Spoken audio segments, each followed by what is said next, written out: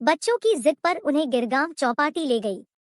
वहां श्री पंडित से मुलाकात हुई, जो 10 वर्ष पूर्व हमारी ही सोसाइटी में रहते थे। रोबदार चेहरा, उत्साही मुस्कान। बच्चों के साथ बैठकर रेत के घर बना रहे थे। उनके साथ समुद्र की लहरों में भीग रहे थे। उम्र होगी 75 के करीब। सुखी जीवन के पहलू खुलते खुलते जीवन के उतार चढ़ाव भी उनकी आंखों से, बातों से परिलक्षित हो रहे थे। 6 साल पहले पत्नी चल बसी। लड़के लड़कियां सुस्थिर, विवाहित, उच्च पद पर और फिर आर्थिक सघनता। सब कुछ ऐसा कि नजर लग जाए। फिर भी अकेलापन आदमी को काटने को दौड़ता है, परंतु इसका एहसास हो, इसके पहले ही एक सुंदर से आश्रम, वृद्धाश्रम में प्रवेश ले लिया और जीवन संध्या जैसे महक उठी। बच्चों ने बहुत विरोध किया, पापा ये क्या पागलपन है? घर में कोई तकलीफ है क्या? हमसे कोई गलती हुई है क्या? फिर यह अलगाव क्यों? यह वृद्धाश्रम क्यों? पंडित बोले, बेटे यह अलगाव इसलिए कि जब तक मैं हूँ थोड़ा अंतर रहे, यह ठीक है। तुम मुझे रखते तो यह वृद्धाश्रम होता, मैं यहाँ आया हूँ तो मेरे लिए ये वानप्रस्थ आश्रम है। मैं अभी बूढ़ा कहाँ हुआ हूँ। अभी मुझे शेक्सपियर पढ़ना है, प्रेमचंद और महादेवी वर्मा की कहानियों का मर्म जानना है, और भी बहुत कुछ करना है जो मन में है।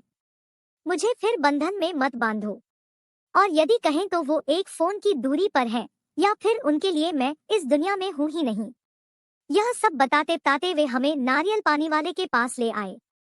छोटे बच्चे जैसे उत्साह में बोले, भैया मलाई निकाल के दो ना। नवजीवन का उत्साह जैसे उनके अंगन में भरा था। इन क्या हुआ चेक का रंगीन शर्ट, ब्राउन जीन्स की महंगी ब्रांडेड पैंट, सिर पर केप। इस उम्र में भी यह सलीका, पर इन सबसे सुंदर था उनका जीवन के प्रति उत्साह। मैं टकटकी लगाकर जैसे देखती रह गई। यहाँ तो कहीं भी निराशा का न और बुढ़ापे का ब नहीं था तो सिर्फ ताजे फूलों जैसे खिले जीवन की ओर देखने का दृष्टिकोण। मैं बहुत प्रभावित हुई। उनका पता मांगा तो बोले, यदि दे भी दूं तो आज की पीढ़ी के पास समय कहाँ है। 2 दिन तुम्हारे पर्स में चिट पड़ी रहेगी और तीसरे दिन तुम फेंक दोगी। इसलिए ज्यादा सोचो मत। यदि किस्मत में रहा तो फिर मिलेंगे, और यदि नहीं रहा तो बता देकर भी क्या उपयोग। और वह आकृति दूर दूर जाकर धूसर होती चली गई। श्री पंडित से मिलने के बाद आज बार बार आंखों के आगे पांडे चाचाजी का उदास खोया खोया चेहरा नजर आ रहा था। सच, दोनों में कितना अंतर था। चाचाजी तो बेचारे मशीन बनकर रह गए थे। इस उम्र में भी सुबह उठकर पोते को स्कूल बस के लिए छोड़ना, दूध, तरकारी और अन्य सामान लाना, बिल भरना, न जाने ऐसे कितने ही काम उन पर थोपे गए थे।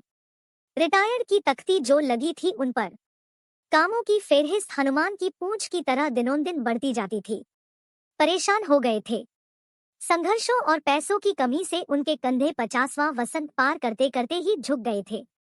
एक तरह की गूंगी लाचारी आ गई थी। बस तब से बुढ़ापे का डरावना सफेद भूत उन्हें खूब डराता था।